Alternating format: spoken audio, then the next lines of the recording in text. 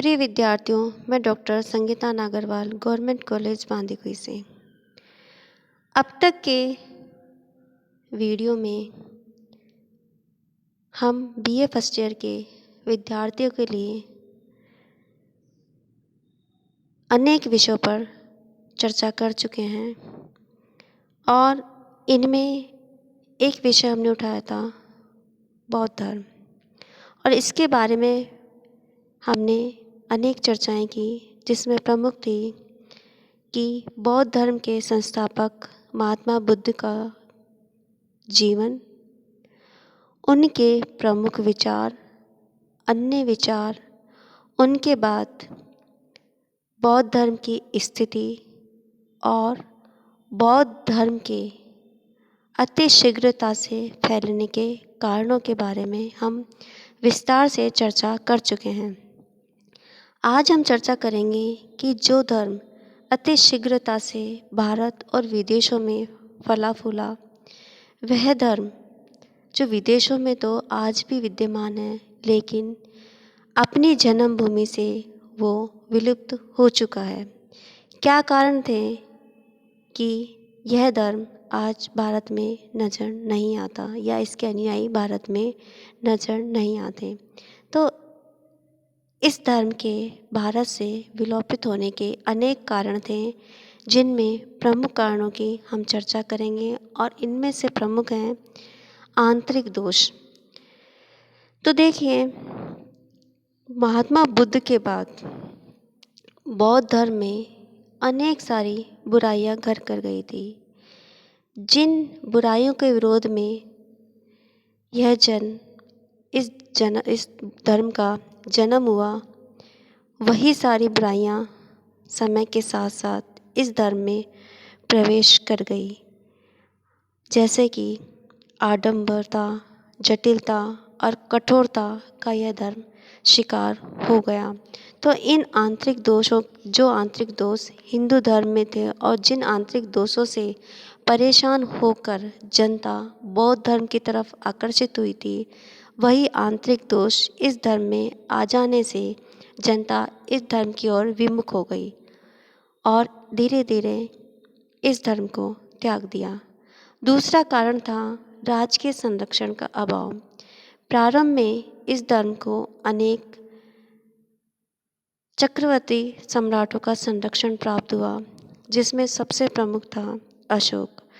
अशोक के समय में यह धर्म विदेशों तक प्रसारित हुआ। हालांकि कनिष्क ने भी इस धर्म को आश्रय दिया, लेकिन इसके बावजूद यह धर्म फल फूल नहीं सका, क्योंकि इनके संरक्षण के अलावा अन्य किसी राजवंश ने इनको संरक्षण नहीं दिया। मौर्य वंश की समाप्ति के बाद बौद्ध धर्म को राजकीय संरक्षण मिलना बंद हो गया। अपवाद स्वरूप हम कनिष्क को छोड़ सकते हैं, लेकिन गुप्त वंश ने पुनः हिंदू धर्म को संरक्षण देके उसे प्रोत्साहित किया। गुप्त वंशीय नरेशों ने वैदिक यज्ञों को पुनः प्रतिष्ठित किया और इस वजह से धीरे धीरे बौद्ध धर्म विलोपित होता गया। तीसरा कारण था हिंदू धर्म का पुनरुत्थान। जिन बुराइयों के कारण हिंदू धर्म का विरोध हो रहा था, धीरे धीरे इसके संरक्षकों ने, इसके प्रचारकों ने इस धर्म की अनेक बुराइयों को कम कर दिया। शुंग, कैरनों, पारशु, नाग, गुप्त, वाकाटक और चालुक्य नरेशों ने वैदिक धर्म को बढ़ावा दिया। गुप्तों ने संस्कृत भाषा को राष्ट्रीय भाषा के रूप में प्रतिष्ठित कर दिया और इसके अलावा बहुत सी कमियां हिंदू धर्म के विद्वानों ने उसमें से कम कर दी और इसी वजह से पुनः लोग हिंदू धर्म की ओर आकर्षित होने लगे। चौथा कारण था बौद्ध भिक्षुओं का नैतिक पतन। बौद्ध धर्म की लोकप्रियता का एक मुख्य कारण था भिक्षुओं का त्यागमय जीवन और नैतिक आचरण। परंतु मौर्य वंशी शासकों के काल में राज्य की ओर से भिक्षुओं के लिए विशाल एवं भव्य मठ विहार बनाए गए और उनके व्यय के लिए काफ़ी धन दान में दिया गया।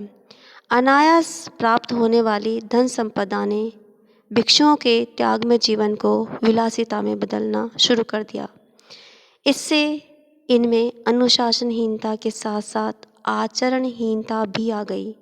वे कर्तव्य विमुख होकर पथभ्रष्ट होने लग गए। इससे सामान्य जन की श्रद्धा इस धर्म से हटने लगी। अगला कारण था बौद्ध धर्म में विभाजन। बुद्ध की मृत्यु के बाद से ही बौद्ध भिक्षुओं में आंतरिक मतभेद उत्पन्न हो गए और वे हीनयान और महायान नामक संप्रदायों में बट गए। इसके बाद उनमें स्थिरवाद और महासांघिक संप्रदायों का विकास हुआ।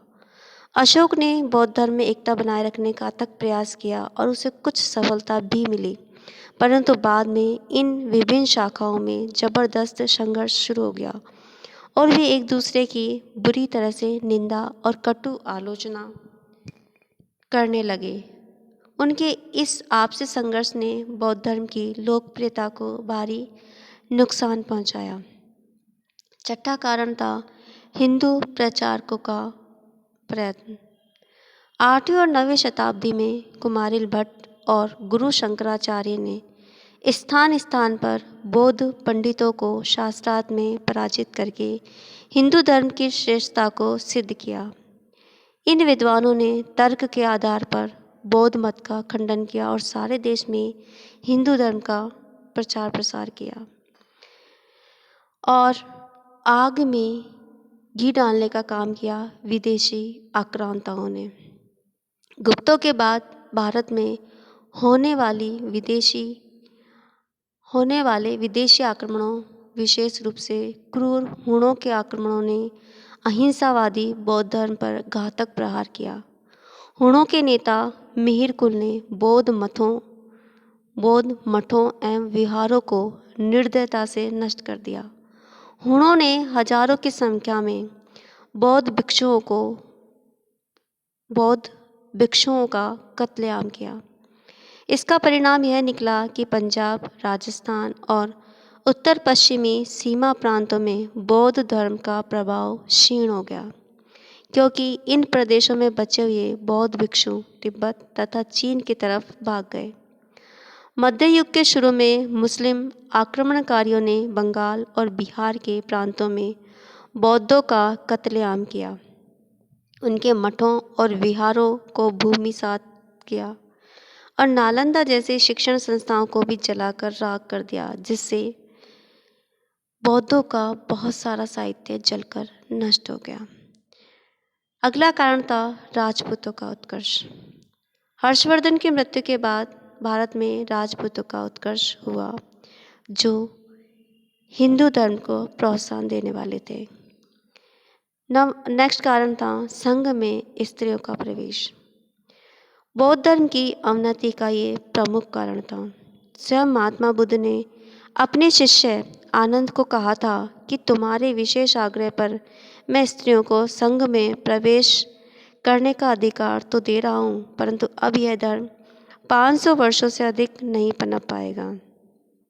भिक्षु एवं भिक्षुणियों के एक साथ रहने से संयम का संतुलन बिगड़ गया और मठों एवं विहारों का शुद्ध एवं सात्विक वातावरण व्यभिचार और विलासिता में बदल गया। इससे उनकी प्रतिष्ठा गिर गई। अगला कारण था सामाजिक कारण। बौद्ध धर्म ने लोगों को मोक्ष प्राप्ति का एक नवीन मार्ग तो बता दिया, परंतु वह अपने अनुयायियों के लिए दैनिक सामाजिक व्यवस्था संबंधी रीति रिवाज अथवा संस्कार नहीं बना पाया। परिणाम स्वरूप लाखों बौद्ध धर्म के अनुयायी बन जाने के बाद भी सामाजिक अवसरों पर हिंदू संस्कारों का पालन करते रहे।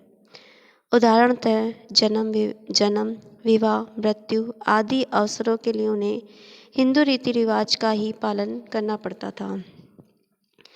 इस दृष्टि से बौद्ध धर्म के अनुयायी हिंदू धर्म से कभी अधिक दूर नहीं जा पाए। अतः जब बौद्ध धर्म का अवसान शुरू हुआ तो उन्हें पुनः हिंदू धर्म अपनाने में कोई कठिनाई नहीं हुई। तो हालांकि भारत से भारत से बौद्ध धर्म विलोपित हो गया, लेकिन जो बौद्ध धर्म ने हमको दिया उसे हम भुला नहीं सकते। बौद्ध धर्म ने भारतीय संस्कृति को अनेक देन दी है, जिसमें प्रमुख हैं धर्म और दर्शन के क्षेत्र में, साहित्य और कला के क्षेत्र में, प्रशासन के क्षेत्र में, आचार विचार के क्षेत्र में और विदेशी संबंधों के संबंध में। तो आइए अब हम इसकी चर्चा करेंगे कि भारतीय संस्कृति को बौद्ध धर्म द्वारा दी गई देनें क्या क्या हैं। तो देखिए, सबसे पहले हम चर्चा करेंगे धर्म और दर्शन के क्षेत्र में। तो हम पहले ही बता चुके हैं कि हिंदू धर्म की बुराइयों के विरोध में इन नई विचारधाराओं का जन्म हुआ। इन विचारधाराओं से बुद्ध की विचारधारा और महावीर स्वामी की विचारधाराओं की वजह से वैदिक धर्म अत्यधिक प्रभावित हुआ। अब वैदिक धर्म में यज्ञ, बलि, कर्मकांड और आडंबरों के स्थान पर मानवता, स्नेह, सौहार्द की भावना का विकास हुआ। ये प्रभाव था बौद्ध धर्म का। बौद्धों की मठ प्रणाली ने भी हिंदू धर्म को प्रभावित किया और उनमें भी मठ प्रणाली विकसित हुई। अपने धर्म को प्रभावित करने के लिए हिंदुओं ने मूर्ति पूजा को भी अपनाया। तो ये सारी देन बौद्ध धर्म की हिंदू धर्म को हैं। इसके अलावा बौद्ध धर्म ने वास्तव में अपने अनात्मवाद, अनीश्वरवाद, कार्य कारण संबंध, कर्मवाद एवं पुनर्जन्मवाद, आंतरिक शुद्धि तथा निर्वाण के दार्शनिक विचारों से भारतीय चिंतन प्रणाली को नवीन गति प्रदान की। असंग, नागार्जुन, वसुबंधु, धर्मकीर्ति आदि ने बौद्ध विचारधारा का अपने ढंग से विकास किया। शून्यवाद तथा माध्यमिक दर्शन का भारत में ही नहीं अपितु विश्व के दर्शन साहित्य में भी गौरवपूर्ण स्थान है। बौद्धों का दार्शनिक साहित्य समृद्धि नहीं अपितु विचारोत्तेजक भी था। उनके विचारों से भारतीय दर्शन की प्राचीन परंपरा को नवीन दृष्टिकोण से पुनः विचार करने के लिए बाध्य होना पड़ा। बौद्धों के दार्शनिक विचारों का खंडन करने के लिए अन्य अनेक दार्शनिक पैदा हुए, जिनमें कुमारिल भट्ट तथा गुरु शंकराचार्य अग्रगण्य थे। इन दोनों के योगदान से भारतीय दर्शन में नवीन चेतना जागृत हुई। अगली देन है इनकी साहित्य एवं कला के क्षेत्र में। बौद्ध धर्म ने भारतीय साहित्य एवं कला को काफ़ी प्रभावित किया। बौद्ध धर्म के विद्वानों द्वारा न केवल पाली अपितु संस्कृत भाषा में भी बौद्ध साहित्य लिखा गया। बौद्धों के त्रिपिटक, जिसमें बुद्ध धर्म की सारी जानकारी है, साथ ही महात्मा बुद्ध के जीवन को आधार बनाकर संस्कृत एवं जन भाषाओं में साहित्य लिखा गया। काव्य एवं नीति संबंधी अनेक ग्रंथ लिखे गए। इन सब ने भारतीय साहित्य को समृद्ध किया और संस्कृत तथा लोक भाषाओं के विकास में सहयोग दिया। बौद्ध विद्वान दिगनाग ने भारतीय तर्कशास्त्र का विकास किया। उन्होंने न्याय प्रवेश और आलंबन परीक्षा नामक ग्रंथ लिखे। न्याय वैशेषिक पर इसकी गहरी छाप पड़ी है। बुद्ध चरित नामक महाकाव्य और सारिपुत्र प्रकरण नामक नाटक बौद्धों की ही देन है। मिलिंद पन्हो तथा महावस्तु नामक ग्रंथों में काफ़ी ऐतिहासिक सामग्री है। इस प्रकार मंजूश्री मूलकल्प तथा दिव्यावदान नामक बौद्ध ग्रंथों में भी भारत के प्राचीन इतिहास के संबंध में महत्वपूर्ण जानकारी मिलती है। यदि संपूर्ण बौद्ध साहित्य को अलग कर दिया जाए तो वस्तुतः भारतीय साहित्य खंडित सा प्रतीत होगा। कला के क्षेत्र में भी बौद्ध धर्म की महान देन रही है। कुछ विद्वानों की तो यह मान्यता है कि भारतीय शिल्पकला, मूर्तिकला एवं चित्रकला का जो निखरा स्वरूप दिखाई देता है वह बौद्ध धर्म की ही देन है। गुहा मंदिरों का निर्माण, मूर्तिकला की गांधार शैली तथा भावना प्रधान अजंता शैली की चित्रकला बौद्ध धर्म के प्रभाव से विकसित हो पाई। कला के क्षेत्र में पाषाण का प्रयोग सबसे पहले शायद अशोक ने ही किया था। उसने 84,000 स्तूपों का निर्माण करवाया, जिसमें सांची, सारनाथ का स्तूप प्रमुख है। अशोक द्वारा निर्मित स्तंभों में उच्च कोटि की कला झलकती है। भरूच और अमरावती में भी बौद्ध धर्म की उच्च कोटि की कलाकृतियों का निर्माण हुआ। गांधार कला ने भारतीय मूर्ति कला को भी प्रेरणा दी, जिसके फलस्वरूप मथुरा, नालंदा और सारनाथ में मूर्ति कला की अलग अलग शैलियाँ विकसित हुई। चित्रकला के क्षेत्र में अजंता की विश्व प्रसिद्ध गुफाओं की चित्रकला है। इसका मुख्य विषय महात्मा बुद्ध के जीवन के विभिन्न दृश्य तथा बौद्धिस्ट स्तवों का जीवन चित्रण ही है। बादामी, बाग, चित्तनवासल तथा बराबर की गुफाओं में भी बौद्ध चित्रकला अनुपम है। बौद्ध धर्म ने प्रशासनिक नीति को भी प्रभावित किया। बौद्ध धर्म ने परोक्ष रूप से प्रशासन नीति को प्रभावित किया। जनतंत्र की समानता, सहिष्णुता और भ्रातृत्व की भावना को बौद्ध धर्म में साफ देखा परखा जा सकता है। बौद्ध धर्म ने अहिंसा परमो धर्म है का नारा बुलंद किया।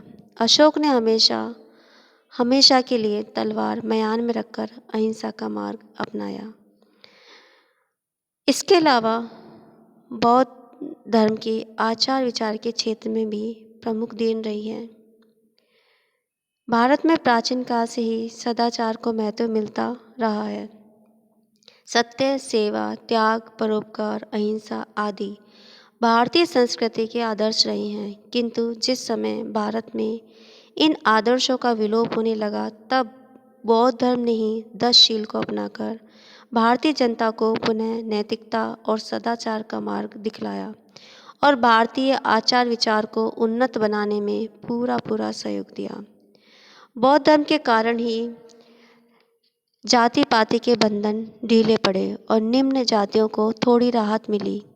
हेवेल ने लिखा है कि बौद्ध धर्म ने आर्यावर्त के जातीय बंधनों को तोड़कर उसके आध्यात्मिक वातावरण में घुसे हुए अंधविश्वासों को दूर कर संपूर्ण आर्य जाति को एक रूपता प्रदान करने में योग दिया और मौर्य वंश के विशाल साम्राज्य की नींव रखी।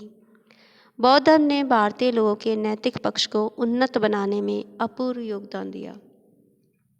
इसके अलावा बौद्ध धर्म ने भारत के विदेशी संबंधों का क्षेत्र व्यापक किया तथा बहुत से देशों के साथ उसके संपर्क को मजबूत भी किया। जहाँ जहाँ भी बौद्ध धर्म का प्रसार हुआ, वहाँ के बौद्ध लोग भारत को अपना पवित्र तीर्थ स्थल मानने लगे और कई लोग भारत आने लगे। बौद्ध भिक्षुओं ने भारत की पृथकता को भंग कर दिया और विश्व के अनेक देशों के साथ भारत के सांस्कृतिक तथा आर्थिक संबंध कायम हुए। उन देशों में भारतीय सभ्यता और संस्कृति का भी प्रसार हुआ। ये बौद्ध धर्म की ही देन थी। आज के युग में भी बौद्ध धर्म मानव समाज के लिए एक विशेष आकर्षण रखता है। विज्ञान एवं बौद्धिकता के मौजूदा युग में सामान्य व्यक्ति भी अंधविश्वासों, रूढ़ियों एवं जटिल कर्मकांडों से रहित धर्म की अपेक्षा करता है। अहिंसा और मानवता की सेवा को अपनाना चाहता है। बुद्धि और तर्क की सहायता से रहस्यों को जानना चाहता है। सामाजिक समानता एवं सहिष्णुता चाहता है। इस दृष्टि से आज के युग में भी बौद्ध धर्म मानवता को सही मार्ग दिखलाने वाला है। तो ये था बुद्ध का बौद्ध धर्म। अब हम चर्चा करेंगे अगले वीडियो में इससे आगे के पाठ्यक्रम के बारे में। तब तक के लिए नमस्कार, धन्यवाद।